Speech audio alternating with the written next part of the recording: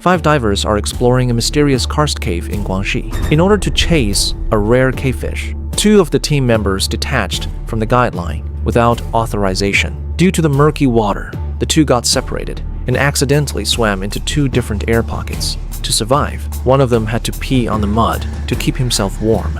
As the air inside began to run out, they gradually fell into despair and started having hallucinations. One person saw a green aurora inside the cave. The other saw a giant spider in his vision, which he briefly took as an omen of death. Later, multiple rescue departments and top diving experts launched a joint search and rescue operation. However, days of continuous searching yielded no results. Just as everyone started to fear the worst, suddenly, a deathly pale arm reached out. And this is the story we're telling today. The extreme rescue incident at Huawang River Cave. At the foot of a mountain in Nae Village, Dongjing Town, Tianyang District, Baisei City, Guangxi, there is a cave entrance known to locals as Longku. It is the source of the Huawang River, where an underground river constantly gushes out. As a semi-open cave, it is divided into an outer cave and an inner cave. Looking at the cross-section view, the outer cave is a spacious chamber with a relatively simple structure. It is about 200 meters long and 80 meters wide, with a height between 80 to 100 meters. The maximum water depth is around 25 meters, and the water temperature remains a constant 22 to 24 degrees Celsius all year round. At a depth of 18 meters underwater, there are 2 tunnels leading to the inner cave. Once inside, the underwater conditions turn into a complete maze, filled with hidden air pockets and twisting tunnels. Furthermore, the underwater layout here has not been fully mapped out. The currently known distance of the inner cave exceeds 300 meters, and the maximum water depth goes beyond 30 meters. In addition, special cavefish inhabit this permanent darkness. They have almost no eyesight, and their bodies are transparent or white. These fish are of great value for studying biological evolution and ecosystems. In early February 2025, an ecological expedition team arrived in Bay City, Guangxi. Their mission was to photograph and document samples of cavefish and to improve China's cave creature catalog and visual database. Da Zhou and Xiao Zhou in the team were a teacher and a student. Da Zhou, 36 years old, is a forestry engineer working on biodiversity surveys and monitoring. Xiao Zhou, 28 years old, is a master's student in ecology, mainly studying cavefish like the golden line barbel. It is worth mentioning that both of them only held basic open water diving certifications. It allows a maximum diving depth of only 18 meters and only in open water environments. On the 7th day of the expedition, the team came to the source cave of the Huawang River, planning to dive into the outer cave area to look for the rare golden line barbel. Even though this was not an open water environment, they figured the outer cave had a relatively simple structure and low risks. Plus, Da Zhou had specifically invited a professional cave diver to set up a guideline in the outer cave beforehand. Therefore, despite having only open water certifications, Da Zhou and Xiao Zhou figured nothing would go wrong. After confirming the entry point and the initial dive route, around 5 p.m. on February 5th, the 5 people, including Da Zhou and Xiao Zhou, split into 2 groups. Each diver carried a full tank pressurized to 200 bars and dove into the cave, planning to stay underwater for about an hour. The remaining team members stayed on the surface to provide support and standby assistance. Since this was their first time exploring this cave, the team members carefully and slowly made their way along the guideline. Everything went smoothly at first, and after dozens of minutes of exploring, Da Zhou and Xiao Zhou were lucky enough to spot a golden line barbel. This made them incredibly excited. To film it, the 2 briefly let go of the guideline. Da Zhou followed the fish with the underwater camera to film it, while Xiao Zhou followed right behind him. They thought it was just a short swim and that the risk was manageable, but in their excitement, they had no idea they had already wandered deep into the inner cave area. By the time they finished filming, Da Zhou checked Xiao Zhou's tank and found only about half of the air was left. It was clearly time to head back, so Da Zhou signaled Xiao Zhou, and they started to turn back toward the cave entrance together. Because they had disturbed the water earlier, the visibility in one section of the route became extremely poor on their way back. To make matters worse, Xiao Zhou's dive light started malfunctioning right at that moment. The light suddenly went from a solid beam to a flashing mode. By the time Xiao Zhou snapped out of it, he realized Da Zhou, who had been right beside him, was suddenly gone. On the other side, as soon as Da Zhou realized something was wrong, he instinctively turned around to look for his partner, only to find no one behind him either. In the pitch-black water, they could not see each other, and with no guideline nearby, they completely lost contact in the dark. Now, both of them started to panic. After searching for Xiaozhou repeatedly with no luck, Dazhou looked at his pressure gauge, which read only 30 bars, and his heart sank. With his air almost completely gone, Dazhou had no choice but to make an emergency ascent, fortunately, right before running out of air. Meanwhile, Xiaozhou's situation was even more critical. After getting lost, he started swimming in the opposite direction and went a very long way. On top of that, since he had no light source at all, Xiaozhou could only instinctively swim straight up. But when his body hit the hard cave wall, he realized there was nothing but solid rock above him, and there was no way to break the surface. So, Xiaozhou had to slowly grope his way along the ledge-like ceiling of the cave. Luckily, he eventually surfaced inside another air pocket. Since this air pocket was larger, Xiaozhou was able to climb onto a dirt slope to sit down and rest. Even though both of them were temporarily safe, the limited oxygen and the loss of body temperature still posed a life-threatening danger. Without outside help, it would be extremely difficult for them to escape on their own.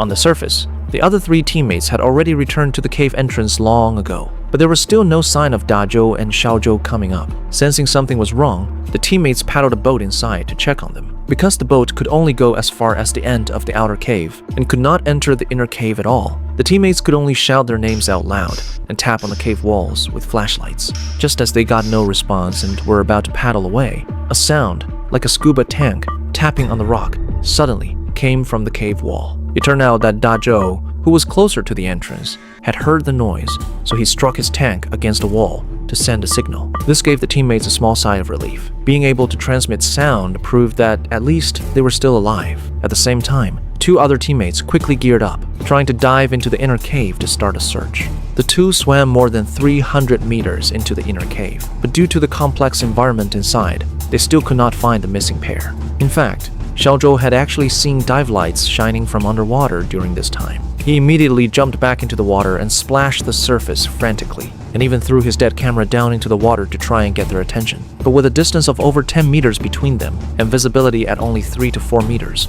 his teammates failed to notice any movement from above. With the search turning up nothing, the 6 teammates talked it over and called the police. Around 10 p.m. on February 5th, the base SWAT Water Rescue Detachment in Guangxi received the call and prepared to rush to the scene. As the only police unit in China with cave rescue capabilities, they were the exact same team behind the Mendong River rescue we talked about before. Meanwhile, since the air pocket Dazhou was in was too small for him to climb out of the water, soaking in the water for so long made him feel colder and colder in his 5mm wetsuit. So Dazhou came up with an idea. He jammed his scuba tank vertically against the cave wall and then carefully climbed on top of the tank. This way, he did not have to worry about the risk of hypothermia from prolonged immersion. On the other side, 7 members of the base rescue team arrived at the scene and began a joint operation with local emergency and fire rescue departments. However, the lack of detailed maps of the cave and the very limited information provided by the teammates posed a major challenge to the rescue efforts.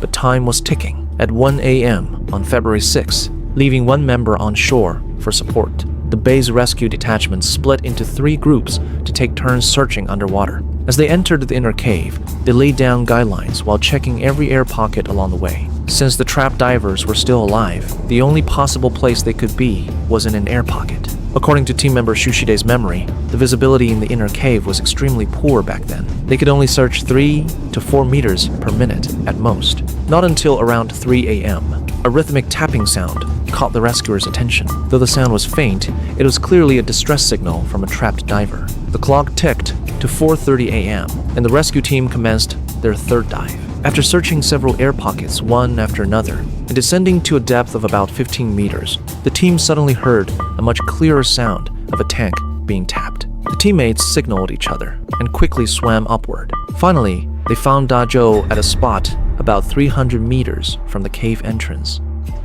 就你一个吗？就我一个。你来这边，我现在就是有点失望。没事，人没事就行，不要急。你听见外面敲吗？我一直听到有像敲墙的声音。我听到那边敲3下，我也敲3下，然后就没声音了。这段时间我因为失温了，我一直坐在车上。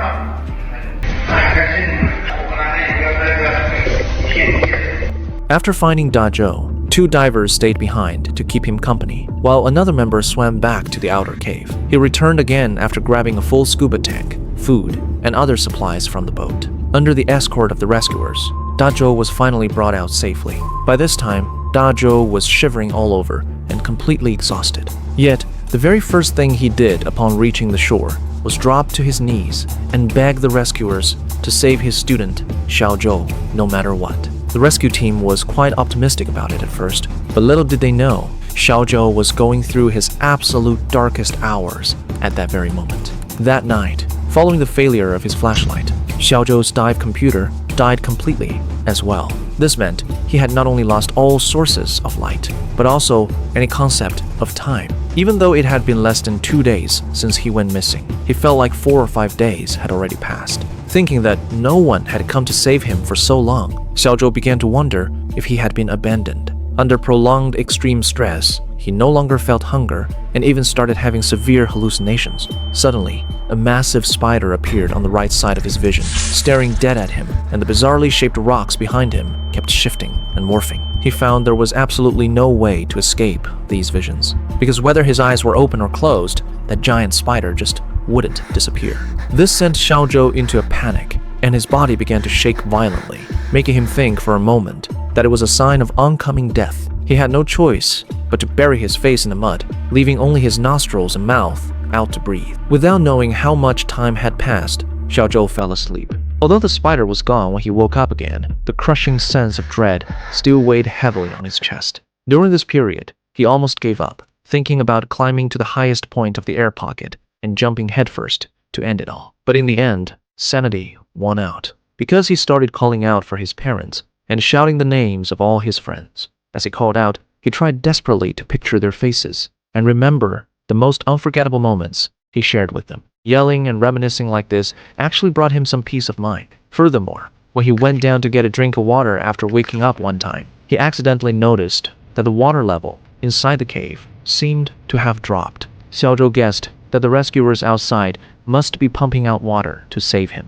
even though he knew perfectly well that this cave connected to an underground river, and the water could never be fully drained. Just to give himself some hope, he convinced himself over and over again, constantly feeding himself positive suggestions. To stay alive, Xiaozhou forced himself to drink water every day, and every time he urinated, he would pee onto the mud. By doing this, he created a makeshift insulation layer to prevent hypothermia. This period was not only the most agonizing for Xiaozhou, but also the toughest for the rescuers. That was because the weather conditions suddenly deteriorated and the rain outside got heavier and heavier. As the rainwater poured into the cave, the water became even murkier, multiplying the difficulty of the search. The rescue team dove to search multiple times back and forth, but they still found no trace of Xiaozhou. Even though one of the rescuers started running a fever from the cold, not a single person gave up. During this time, the current coach of the Bay's rescue team, Wood Instructor Weibo,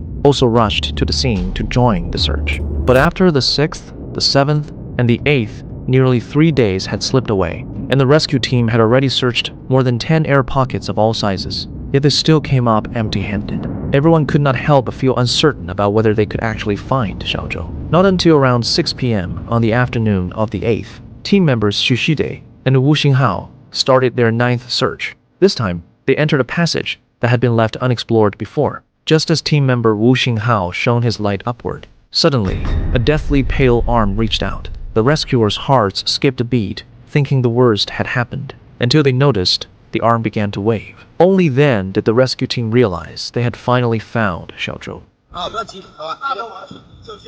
对，我找到了没了，兄弟不要急。前几天他哥哥这里过了好几次了，但他不上来。这么大多很多，我们会坚持的。哎呀，我在这里，放心，放手，上去，现在录得本事了。我们这几天也一直在坚持。 At 6:50 p.m. on February 8th, rescuers found Xiaozhou in the 12th air pocket, about 500 meters away from the cave entrance. According to Xiaozhou's later account, he had actually heard the tapping sounds from the rescue team during the ordeal. But since he was on a mud slope with no rock walls or loose stones around, he had no way to make a sound to respond.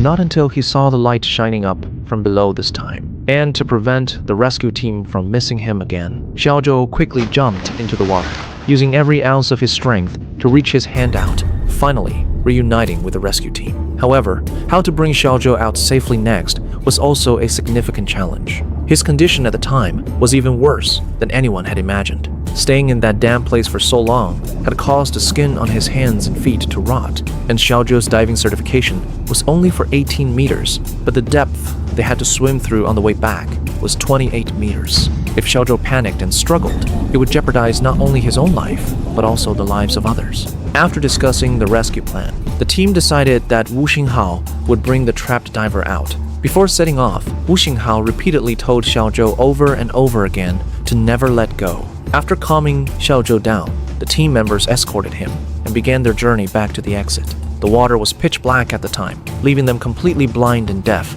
and the only thing they could rely on was that single guideline. But just as they descended to 28 meters, Xiaozhou's entire body suddenly began to shake, which led to a fatal problem. Xiaozhou let go of his grip. Wu Xinghao panicked for a split second and instinctively reached back blindly, managing to drag Xiaozhou back by sheer force. And for the rest of the trip, Wu Xinghao held onto him in a death grip, never daring to let go again. Finally, after being missing for 73 hours, Xiaozhou was also safely rescued. OK，怎么样？现在？现在很好。好的。我在里面也挺好。好，放手了啊！你家人在上面等你。哦。来吧。哎，那里面出来苗子。哎。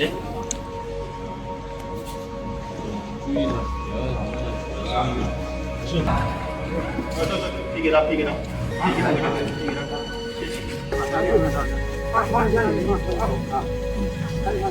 On the other side, Da Zhou, who had just finished hyperbaric oxygen therapy at the hospital, upon hearing the news that Xiaozhou had been saved, felt the immense weight on his shoulders vanish instantly. Even though he is an atheist, he could not help but weep tears of joy, bowing down repeatedly to the heavens in gratitude. 神啊，你是！这个戏我看到没有？两个人能不能？你太棒了！牛逼了，老子才吃了10个钟头，不是我给你讲70个钟头。我给老天磕了3个响头。以前我感觉个你不会相信这些。